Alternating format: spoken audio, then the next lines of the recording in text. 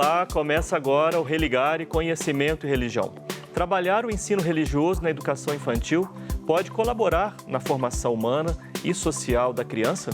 Como trabalhar o ensino religioso com crianças do ponto de vista pedagógico? Como unir educação e cuidado com a dimensão religiosa na educação infantil?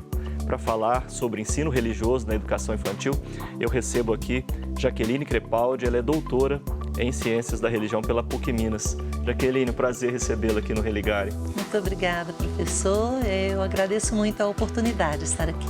Sim, quero aprender muito com você hoje. Você gostou da entrevista? Quer assistir de novo? Quer compartilhar com alguém ou postar os vídeos nas redes sociais? Procure por Religare Conhecimento e Religião no YouTube. Inscreva-se no canal e marque no sino para ser avisado quando um novo programa for postado. Jaqueline, seu nome está muito ligado com o ensino religioso, né? Sua trajetória de vida, sua trajetória acadêmica também estão ligadas ao ensino religioso. Fala um pouco para nós desse seu caminho, onde é que tudo começa? Exatamente.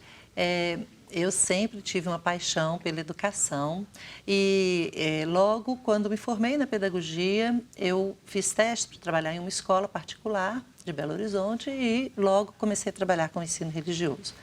E naquela época, né, a gente preparando, conhecendo esse ensino religioso, eu tive uma formação muito boa, sabe, professor Flávio, que foi com o padre Gruen. Gruen, ele estudava o ensino religioso e trazia para a gente aquela diferença entre o ensino confessional e o ensino plural.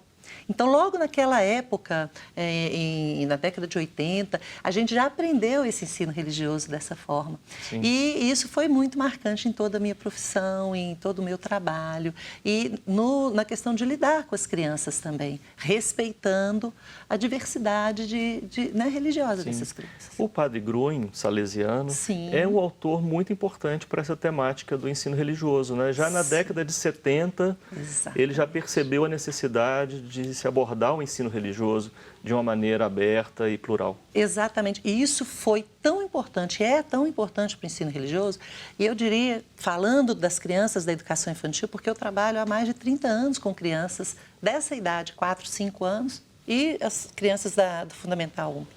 E eles não sabem o que é religião, mas é muito engraçado quando eu conto para as pessoas e eu falo para eles que eu dou aula de ensino religioso, e aí logo depois passam-se algumas semanas e eu volto e a professora fala, olha, chegou a professora de vocês. De que mesmo que ela dá aula? E eles falam, ela dá aula de amor. Então, eles sabem, eles já relacionaram. Então, mas isso não significa que, por não saber o que é uma religião, eles não têm religiosidade, que é exatamente a contribuição de Gruen para o nosso trabalho. Sim. E a religiosidade como a abertura ao sentido da vida, como essa construção de sentido. Esse é o objeto do nosso ensino religioso com as crianças. Sim. A gente sabe que esse modelo, né, que o padre Gruen trabalha, o professor Paulo Agostinho também, sim, também. Né, professora Gisele, né, colegas da PUC, né, esse é um dos modelos. Sim, sim. Né? Quais são os modelos possíveis de ensino religioso quando a gente pensa essa disciplina e a sua presença na escola? Isso. O modelo confessional, que geralmente a pessoa ela segue uma determinada forma de religião, com seus dogmas e de uma forma mais explícita com aqueles alunos. Também, professor Flávio, eu gostaria até de falar mais um pouco sobre esse ensino mais plural. Sim, claro. Que é o que eu acho que deveria ser mais nas escolas. O que acontece? As pessoas pensam que, às vezes, quando você fala de religião, você precisa falar de um lugar com esses dogmas. E nem sempre é assim. Então, os modelos hoje... inclusive teve, né, essa votação, foi todo um processo e tal, mas a gente tem que entender que... Você se refere àquela votação no do Supremo, que falou sobre esse ensino confessional, e a gente tem que entender que o ensino religioso, ele é para além disso. Ele traz, então, para a gente uma necessidade de uma formação integral dessa criança. Então, o que você vai trabalhar com esse modelo plural? Porque eu acho que são esses dois que realmente são assim, que dá para a gente fazer uma... o confessional e o não confessional. Que eu acho que o não confessional. E que dá para a gente fazer um paralelo e tudo. Então, o que acontece? Há uma criança ali que tem uma dimensão religiosa, há um ser. E o que é essa dimensão religiosa? É uma dimensão como outra qualquer, como tem a dimensão cognitiva, a dimensão social, a dimensão política, né, e psicológica. Nós temos essa dimensão religiosa. O que seria, então, essa dimensão religiosa? Isso, professor Flávio. Esse aí é que é o nosso trabalho. É uma dimensão profunda do ser. Todas as pessoas já nascem com essa dimensão. Independente da religião, por isso que Gruen falava isso, o ensino religioso é um insubstituível fator educativo para as crianças, os jovens, independente da sua religião, porque todos já nascem com essa dimensão religiosa, com essa abertura em busca de uma construção de sentido. Então, esse aí é o nosso trabalho. E o que seria assim, qual seria o nosso objetivo trabalhando esse ensino religioso?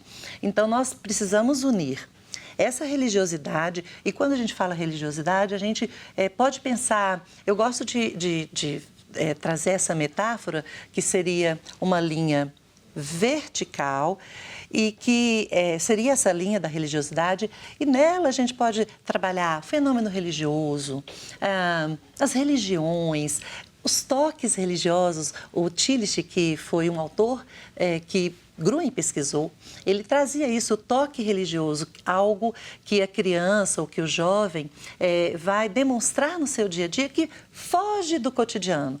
Então, um fato interessante que aconteceu, que ele comenta, uma coisa triste que ele traz. Na rotina. Uma ruptura na rotina. Esses fatos, eles estão ali e podem ser trabalhados nesse eixo vertical.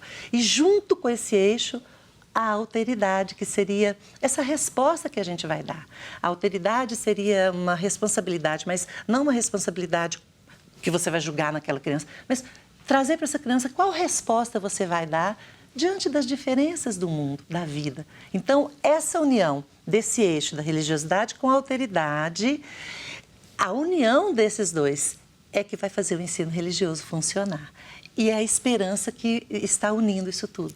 Então, veja bem, não precisa a gente pensar em um ensino religioso de uma determinada religião, mas um ensino religioso de uma religiosidade como abertura. Como formar a pessoa integralmente. Integralmente, sem deixar de lado essa dimensão religiosa. Você trabalha com crianças. Com crianças, né? Exato. Como é que você percebe esse universo, né, de pessoas? Como é que eles lidam com os símbolos, né, com os aspectos dessa dimensão, os temas da alteridade?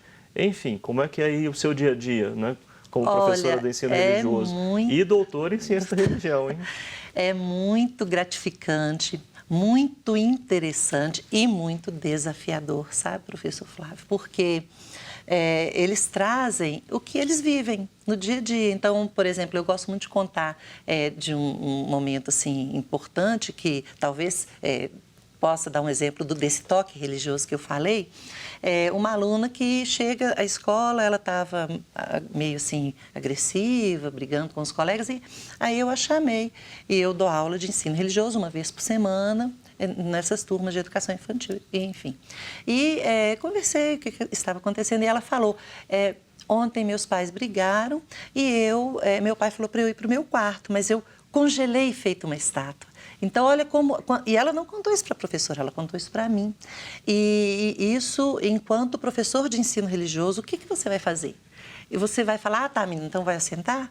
Não, você precisa acolher. Então, a hora que eu acolhi, cuidei.